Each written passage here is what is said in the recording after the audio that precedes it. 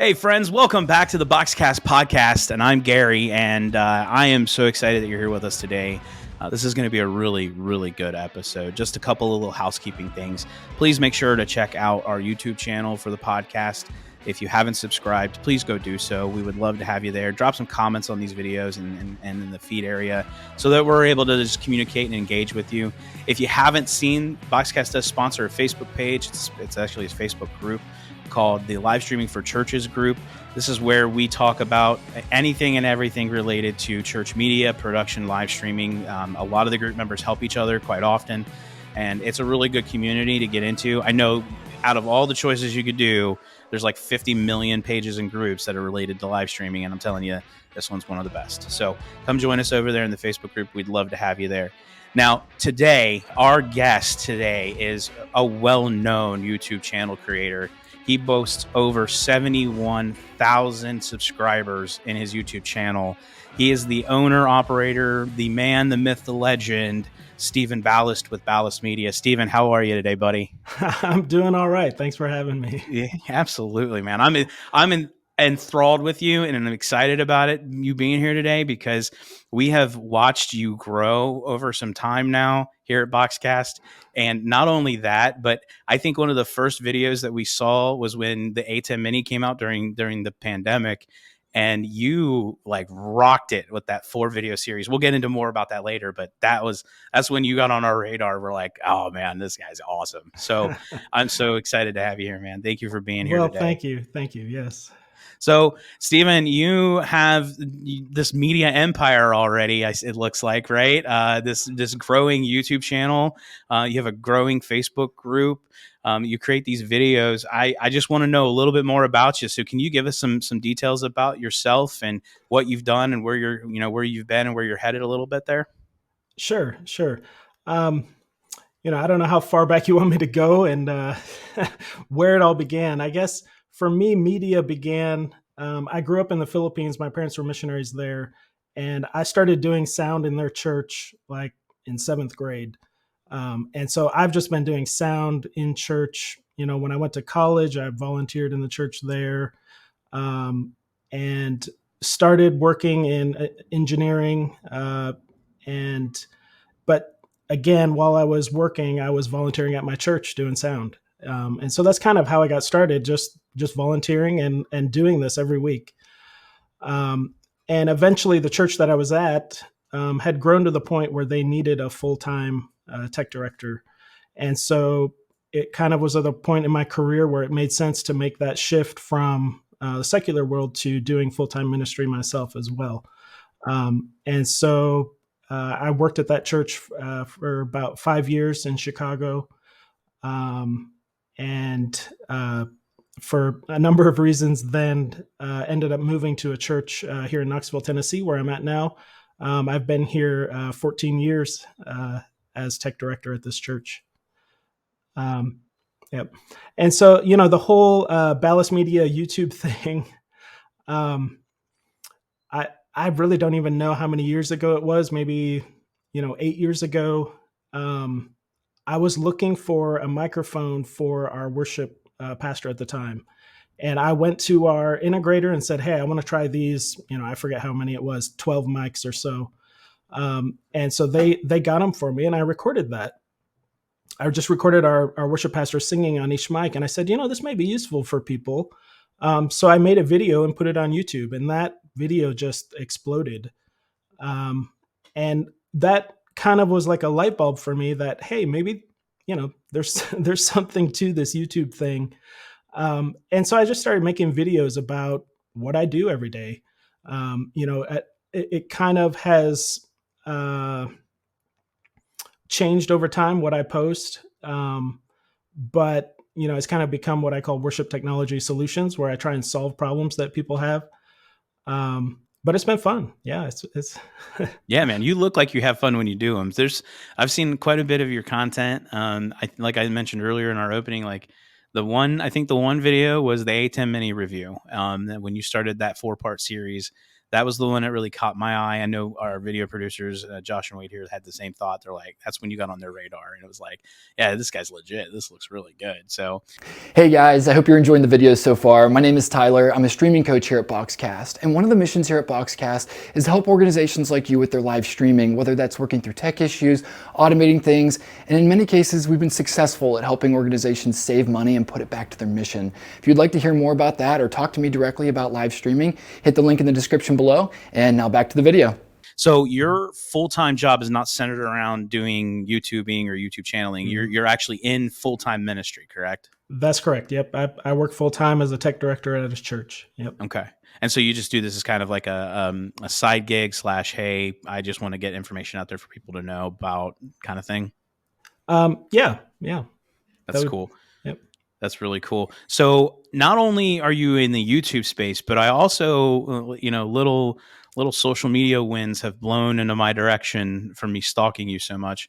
I hear that you're also a writer, director, producer, filmer, videographer, that you've done this several years running for a pretty well-known film festival in Knoxville as the Knoxville Film Festival. Is that correct? That is correct. Yeah. So I've always been into filmmaking. Again, it kind of goes back to my youth. My friends and I would make, war movies on the weekend.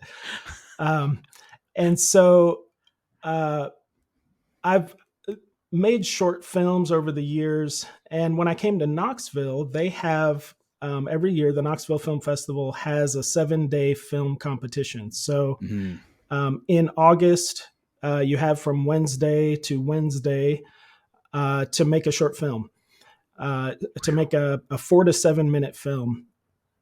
And then at the Knoxville Film Festival in September, they show it in the theater. And so it was just a great way for me to then keep making short films. And it's a great way to rally people because, hey, they're going to get to see themselves on the big screen, right? So, oh yeah. So it's a great way to just network and get to know people who are, like-minded as far as making films and all that.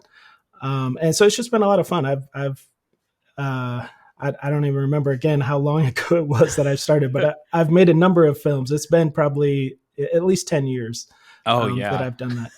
I've seen a few of them, man. I love it. My favorite so far was Obawangi. Am I pronouncing that right? That's right. Yeah.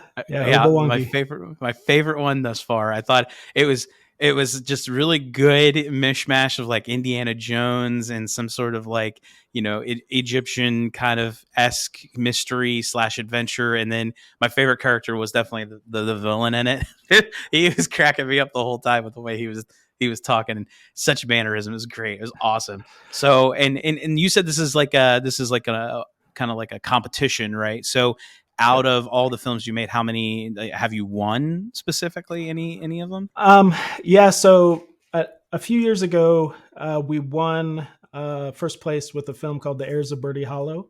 Okay. And that actually has the same lead character as was in Obawangi, a guy named Tori Martin, who's a phenomenal actor, writer himself. And then we've gotten second place. I've won director, best cinematography and number of times. Numbers of our actors and actresses have won awards through the film. So it's been fun. Yeah. Wow. Now, there was one short film you did that I thought was probably one of the coolest concepts and one of the coolest I've ever seen. And I can't remember the name of it was Passages? Passage. Yeah. Passage, right? This was a one take continuous shot with a drone.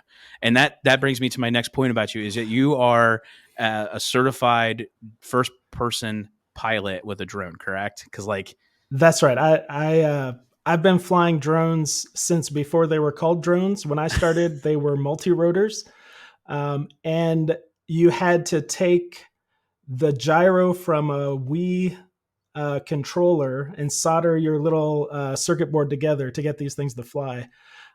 So that's probably about 12 years ago that I made my first multi-rotor and started flying FPV. And it's come the whole genre has come a long way since then. A lot of Oh improvements. man, it was a really cool shot, though. I have to say, like that was I was looking at it, and I'm like, okay, where's the cut? Where's the cut? And I didn't see a cut at all. It was a fun. I've been flying FPV drones for a long time. I've been making short films for a long time, and I wanted to kind of put those two together. And I've done the whole drone shot, establishing shot, and that kind of thing. But I wanted to do this like one continuous shot from a drone. And one of my best friends had this idea of, well, what if it's a ghost, who's just floating around? And so that kind of kicked off the idea for it. And then I have another friend, Randy, who he's the kind of guy where I just say, "Hey, Randy, I want this," and he comes up with it. He's another one who's been a part of our team making these films over the years, and so it was like, okay, we need to find a place where we can start on a boat, transfer to land, and then transfer to cars. And so we just did that whole sequence from boat to land, running to the cars, and it was a lot of fun. It again, this was a 7-day competition, so we started rehearsals. We got our genre, which ended up being action adventure, so that worked for us on Wednesday, and we started rehearsals of sections of it on Thursday and Friday, and then Saturday we did our first full run through of it, and I forget exactly. I think it was 7 attempts, but not all of those actually like completed. Like some of them we waved off because it just wasn't working at the beginning. So I think we did 4 or 5 full run throughs, which is pretty amazing for our lead actress because she actually ran. I mean, she really had to run that whole way every time. Yeah, absolutely. Yeah. Well, we'll drop some clips in so everybody can see it here, and we'll put a link in our descriptions and stuff, so that way people can jump to those 2 particular short films. So they were really good. I really enjoyed them. So congratulations and kudos to you, my friend. That was really good stuff. Thank you. Yep. Well, I'd like to kind of transition into a little bit more deeper content with you, a little more deeper things about you and your channel. And then, of course, I'd like to go a little bit deeper about some of the ministry stuff that you do. So when you're doing your content selections, like when it comes to your stuff in your YouTube channel or what you're doing, what ideas do you get, or how do you get those ideas, and why do you select what you select to do? And then generally about like how long does it take for you to come up with the idea, go from creation all the way to final product? Yeah. So originally when I was making videos, I would, it was something that I solved in my own work at the church. So figure out how to do lower thirds. Hey, let's make a video about how to do lower thirds. And so that was early on how I would, come up with ideas for videos. Lately, probably most of my videos come from questions that people ask. Something I don't talk so much about on my channel is, but I actually do behind the scenes. I do a lot of consulting with churches, and so they can, they have sought me out because of my YouTube channel, and so I see trends that, hey, a lot of churches, a lot of people are asking this question, and so I'll make a video about that. So that's kind of lately how I've been selecting topics. As far as production, it varies depending on how complex what I'm showing in the video is. But usually, actually, the thing that takes the longest is writing the script. I actually script all of my videos. I think it is kind of part of what makes my videos unique is that it's very focused and on point. It doesn't stray. There's no pauses of time that is wasted. And so I script everything and ahead of time, and so that then means I have to verify everything. Everything I say about click this button, I've got to actually make sure there's a button there to click, and that kind of thing. So the script writing is actually what takes the longest. Then filming, usually filming isn't that long. It just depends on how many takes it takes me to get through the script. Um, and then the kind of the last part is screen captures. So I actually, I'm pulling back the covers on the secrets of my videos here, but I actually don't do what I'm showing you in the video until after I've recorded it.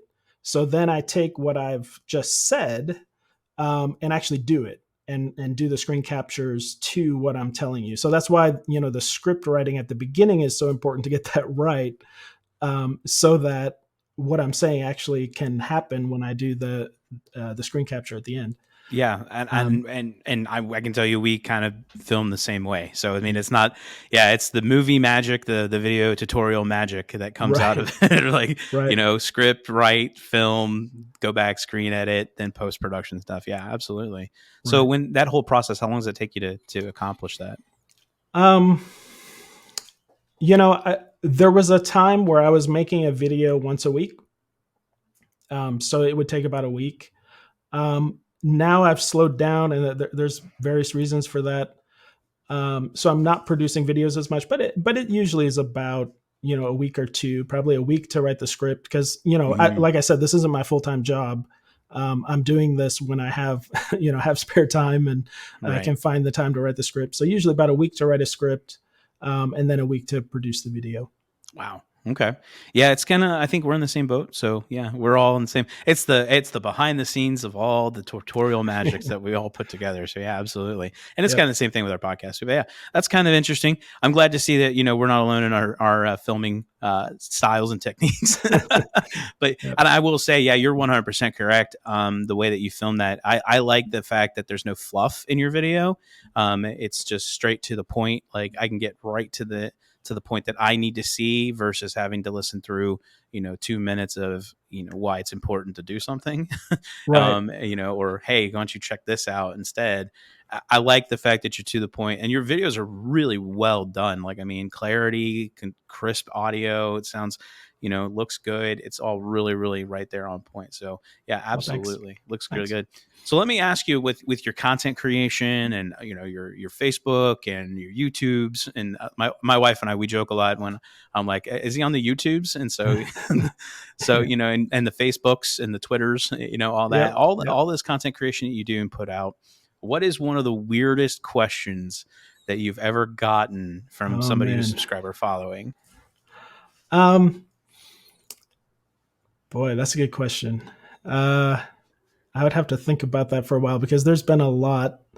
Um, you know, there's the first would be like the people who are just making like mean comments, Sure. um, uh, which when you're on YouTube, you just have to learn to let that roll off you. Yep. Um, I don't know.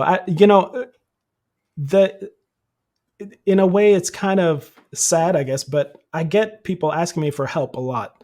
And a lot of times it's a church in Sri Lanka saying, "Hey, can you send us a mixer?" And it's like, well, I don't think I can. No. um, but anyway, just things like that. I'm Request for free equipment is always Yes. a big one. Yeah, I've Yes. been there myself. Absolutely. Yeah. So Steven, speaking of that, is there any way you can send me a mixer? Because Yeah. Yeah. Sure. I would love that, man. That'd be great. Thanks, Uh, appreciate it. I'll send you a shirt. You send me a mixer. Is that okay? sure. Yep. Is Yep. that an even trade? I, Well, like even if I had a mixer to give, I don't know if I could work out the shipping of that thing. It's like, yeah. right. Yep. No, I understand that, man. I totally understand that. Well, so your most popular series on your YouTube channel is the ATEM mini series. I find having to go back to it several times just to make sure I'm like actually making sure that I'm doing something the way I think it should be done. So I'm using you as a really good reference point. But why, outside of just necessity, can you tell me any more reasons as to why you chose to create a 4-part series on the ATEM mini? Huh. Um, I think it was mainly just because all the topics that I wanted to cover about it um, would have just made a really long video. And then also, like I said, the kind of the process of how I make videos it was going to be easier for me to just put one out. Like I think I did that series like one a week. And so it was easier for me to just, okay, I'm going to break it down into smaller topics and, put that out once a week. Also, I have found that kind of 10 minutes is a good length for videos on YouTube for me. Shorter videos don't get promoted by YouTube as much, and longer videos don't get watched as much. So right around 10 minutes is what I usually shoot for. And so to cover all those topics, it just would have been, a longer video. Mm-hmm. Yeah, absolutely. I like the videos the way you did them. I do like the series, especially the last one. I think the last one's probably the most watched one that I've pulled up, and I know some of our teams pulled them up as well. So, and then ATEM Mini was an interesting product released during the pandemic. Like Blackmagic really, I feel like they really got their act together and put that out super quick. It was interesting. I had contacted Blackmagic several years ago when I first started my channel, just saying, "Hey, I've got this channel." I had made a video about how to use an external camera to live stream, and I'd used a Blackmagic device.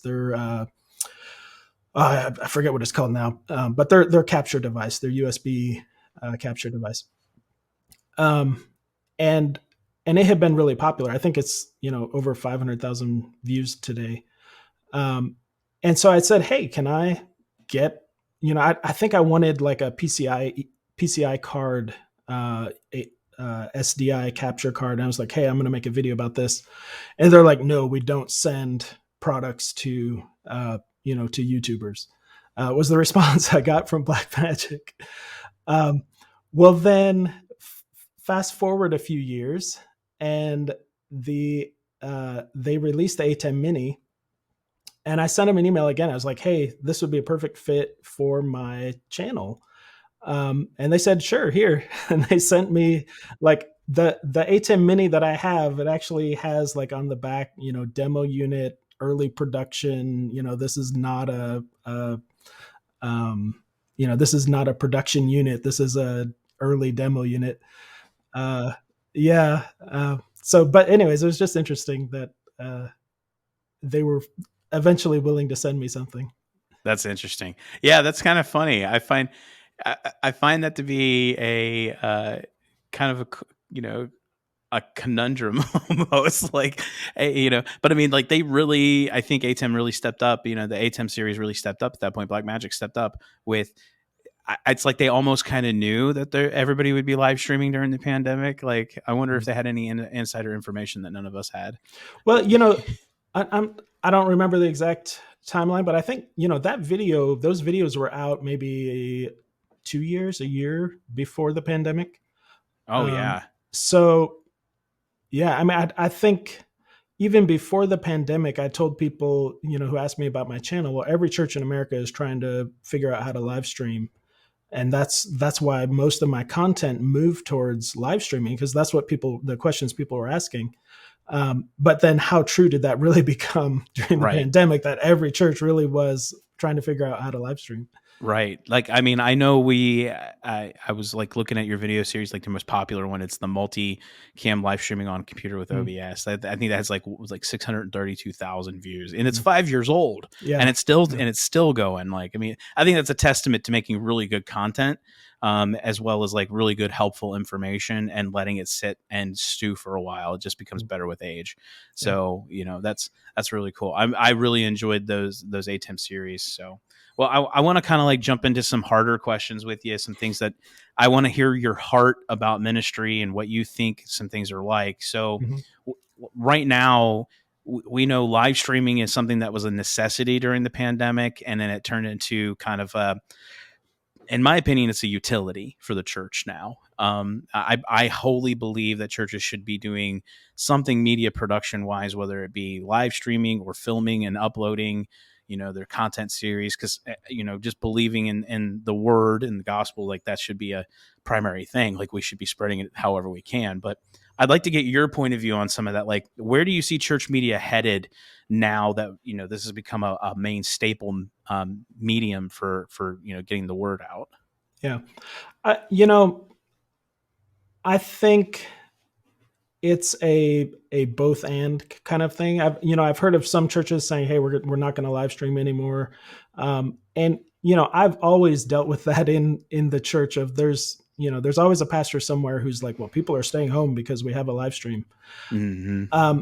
and I, one of the things is I hear the other side of that, in that when we first started live streaming at our church, a few months into it, I got a call from this man who was 97 years old, who was in tears, just thanking me, saying, "I can go to church again."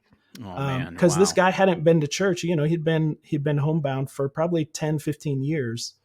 And so I think for every maybe one person who, okay, they probably could have come to church, but they decided to stay home and watch the stream, there's probably 20 people out there who have a very valid reason why they're not there. Right. I talk to students who are, children of people in the church who've gone off to college, and they watch the live stream from where they're at. Mm. Feel like they're at home. Just all kinds of things of, there are very valid reasons why this is helping, benefit the body of our church. So I think it's going to be here. I also agree with the pastors that if people can come to church, they should come to church. I don't Oh think, yeah. I, I'm not a real fan of the, online church. I think that this should be something that is supporting the body, supporting the church. Oh yeah, for sure. I would agree with you on that. Absolutely. I agree. I find, I've talked to, since I've been doing this, like, it's funny, I've been doing live streaming since like 2008, when I was able to do it for our church and start actually, doing something. And here in the Columbus region where I live in Ohio, it's like, I was one of the first churches to actually do it. And I found that to be more, at the time it was a luxury, but now it's become a utility. And it really does, you do see the benefits of having something where, hey, we were out of town for X, Y, or Z, and we were still able to be a part of our church body and be a part of our home, and attend service that morning. I even went on vacation last year and had the same experience. We watched Sunday morning service right Yep. there in our Yep. Verbo. So I Right. agree Right. with you. Like, the in-person experience obviously has a major impact. Like, we're called to be, good stewards of our time and our money, but it's also about being good stewards of being in attendance to, to worship God. And that's, I agree, it should be in person as well. But as a platform, as a medium, I agree with you. It's definitely a tool now versus just being something that you do for popularity's sake. Yeah. And so, Yes. that really came out to be, really cool. I'm glad that you guys are still doing live streaming. There's a lot of churches who are feeling like the pressure to stop it just because there's like a decline in that worship attendance. But I mean, we fight all the time with that. It doesn't matter if it was live streaming calls or pandemic calls. We fight that all the time as ministry Yeah. leaders. So Yeah. And another interesting thing that I've found with our live stream is the number of people who have become new members at our church who told me that, "Oh yeah, we watched the live stream before we came to the church." And so your live stream is also your front porch. I mean, it's the first step that people take into your church for a lot of people now. Um, and so just realizing, that's how people look for a church now, is they check out the live stream. yeah, absolutely. Yeah, church attendance can increase because you have a good worship presence online, and if your presence feels exactly online as it does in person, people are definitely, that's like a benefit and an inclination for them to come in and to experience that with you. Yeah, absolutely. Yeah, I agree with that. So, it, flipping into that, we talk about church media in a whole being, a good thing to have. Um, do you currently have volunteers that serve on your media team, or whatever it is you call your media team? Yeah. Um, yeah, we do. You know, for our video, so I have an assistant who is full time at the church. So aside here, the villain in Obawangi is actually my assistant at Oh, my that's church. great. Yes. Yes. So, uh, But anyway, so he actually is our video director on Sunday morning. So, actually 3 times a month he directs video. And then once a month, actually, a volunteer does it. So we do have Okay. someone who can, cover him if he's gone. And then we also then have volunteer camera operators. Okay. And so we have a number of stationary shots that we use, and then we have 1 or 2 manned cameras that we use. Okay, all right, and we'll show some of that footage here probably here in just a moment about what your little setup looks like in your services in your church and Yep. where everything's placed. That'd be great. So yeah, I mean that's awesome that you got volunteers. Do you find it being more difficult now to get volunteers to come in and be serving? And if so, like what are some things that you've done to like kind of generate good atmospheric buzz about coming to join that media team? Yeah. I wish I had the magic bullet for volunteers. Yeah, don't we all? One of the things I've found, and I don't know if this is a personality trait of mine or because of my personality or not. I'm like, I don't know. I just don't have enough data points to understand it completely. But I find that I have a small core of very faithful volunteers who have been there. I have one guy who's probably been there, 12 years, Wow. who's just been a faithful volunteer. This is what he does. And another guy who's probably almost the same. And then you have those people who come and go quite often. Hmm. And so, you need to have a continuous, hey, we're looking for volunteers, we're recruiting to kind of fill in those people who come and go. But then also, for me, it's been finding those people who are just going to stick it out year after year. Yeah, absolutely. Yeah, I'm with you on that. Yeah, we had the same problem sometimes too.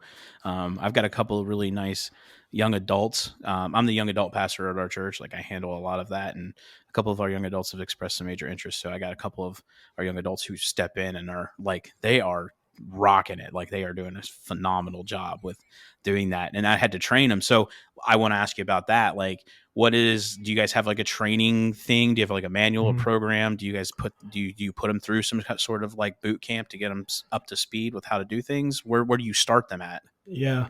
Um, so for video, um, mainly, we're not real intense in how we do our video.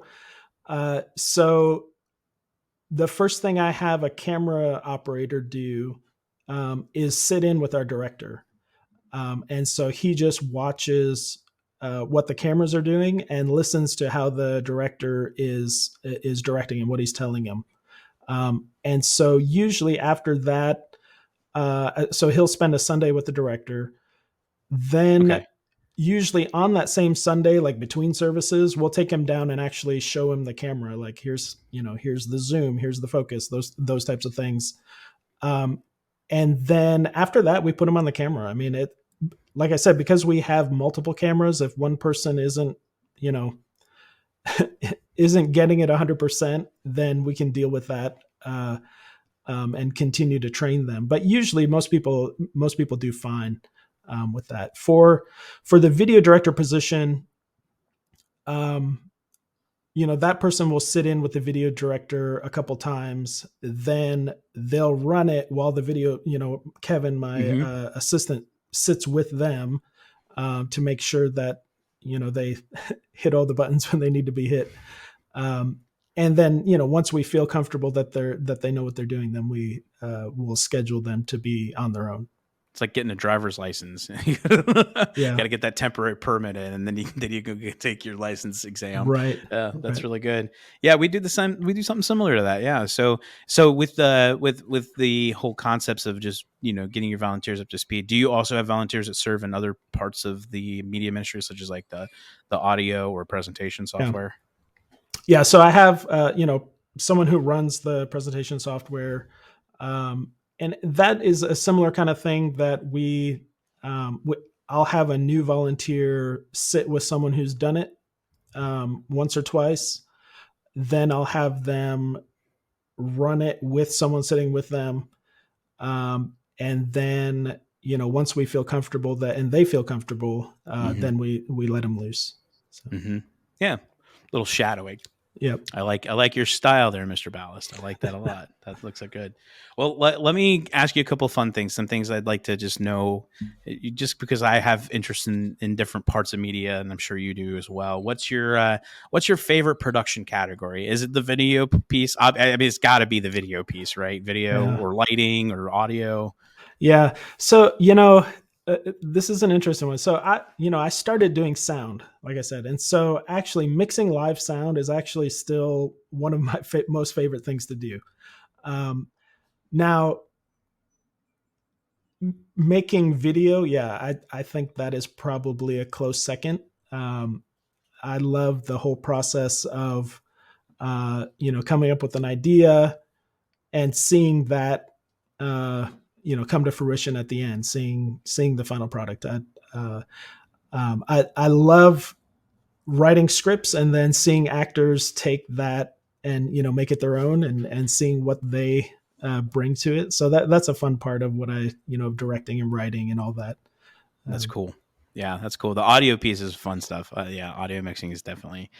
It's like the college professor I had years ago. He told me that audio mixing is like an artist sculpting. You can pull away, add wherever you want to, and it's kind of like creating your own form, and it's really good stuff. I like that too. So, Yep. so where would you tell a new church or a new person into any kind of media ministry or media general for the church, they're looking to start something, or they have something small and they're looking to grow, where would you point them to? Like, where would you turn them to find not just more information, but like good sources to do this? Maybe some persuasive things that they need to convince their leadership with. That's a good question. I don't know if I have any answers for that. Obviously my channel is a good place to look as far as video live streaming kind of stuff. Yeah, I don't know if I have. That's good. You see, I got him, guys. I got him on the stumper. Yes, there we go. Well, I was just asking because you and I both sit in a position where we're not the leadership of the church in general, but we are part of the leadership. And I just thought maybe you had some special things up your sleeve that I could convince my pastor about. So I just thought I'd ask. Well, I mean, one of the ways that I have convinced leadership to make advances in technology,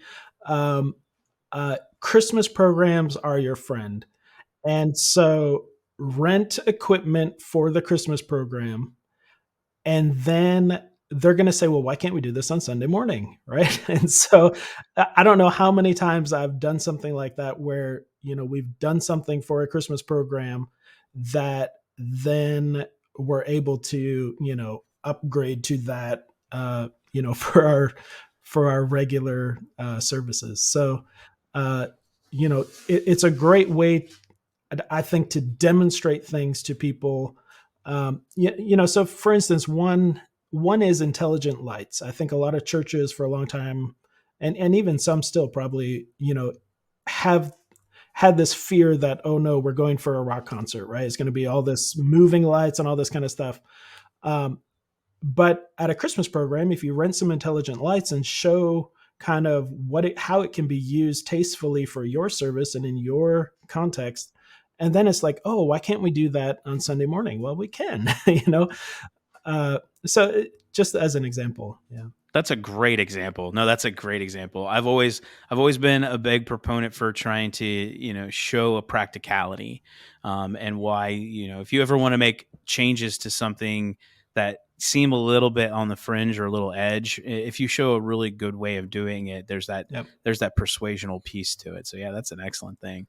So I have to ask, just because your setup right now, like your video looks phenomenal, your audio sounds phenomenal.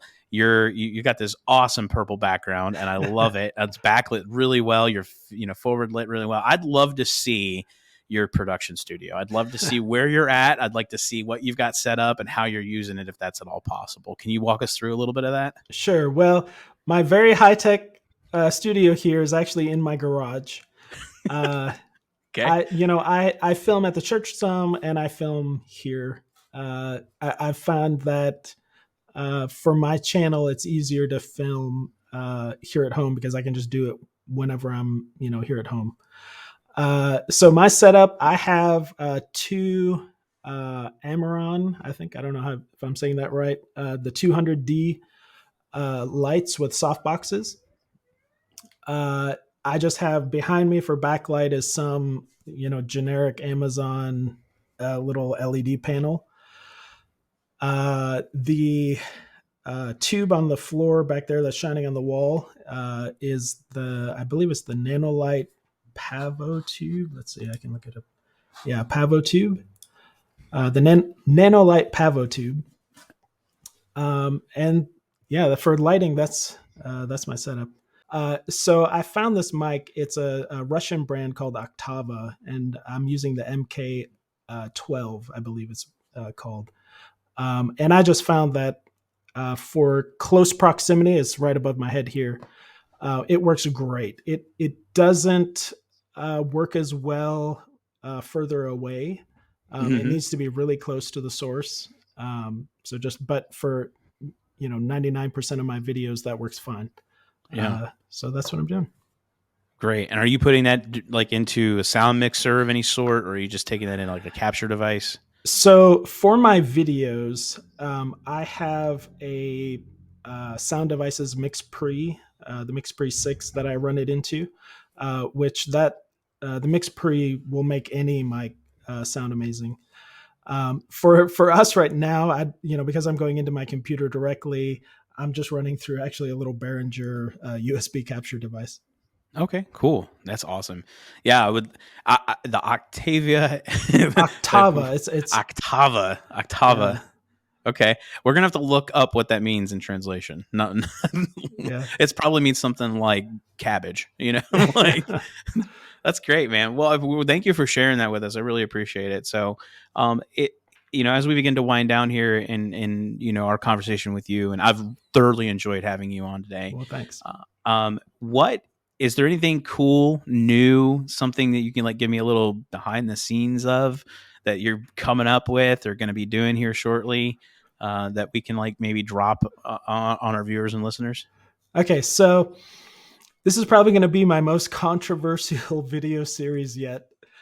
I'm working on a series of videos that is alternatives to ProPresenter. So again, this comes out of questions that I'm getting from churches that I'm consulting with saying, is there anything else out there that we can use other than ProPresenter? And I mean, I know there are a ton of people who love ProPresenter, so I don't want to step on any toes. But for whatever reason, there's a lot of people out there who are looking for alternatives. So I'm making a series on just, I think a lot of people don't realize that there are alternatives out there. And so I'm making a series on, I don't know, 4 or 5 different worship presentation packages. And, I'm approaching it from if I were evaluating a worship presentation package for my church and how I would input my requirements and then evaluate it for that. And in doing that, just, demonstrating what different worship presentation packages can do. That's cool. Yeah, absolutely. No, I like that. Whenever you get those done and they drop, we'd love to highlight them for you. So, but be on the lookout for those. Whenever Stephen gets those done and gets those dropped out, I'm sure those are going to be, really good. And I mean, there's nothing like, shaking the bee's nest, Stephen. Yeah. So definitely shake that bee's nest, buddy. Yep. Bring it on. Well, that's awesome. So, where can audiences like find you? Where can they talk to you? Where can they like engage with you? Check out your material. Where can they get to you? Yeah. So, youtube.com/Ballast Media will get you to my YouTube page. And in every YouTube video, you'll find a link to my Facebook page. And that's where I kind of prefer people get in touch with me if they want to ask a question or something, is send me a message on my Facebook page. Fantastic. Awesome.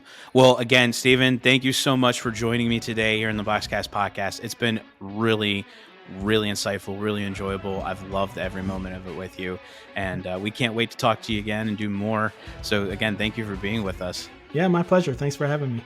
All right, man. Well, hey, so the BoxCast podcast, we're rolling out on this episode. We'd love to see your comments and questions, and get a hold of Steven at his YouTube channel and, of course, his Facebook page. Don't forget to like, comment, subscribe, and as always, happy streaming.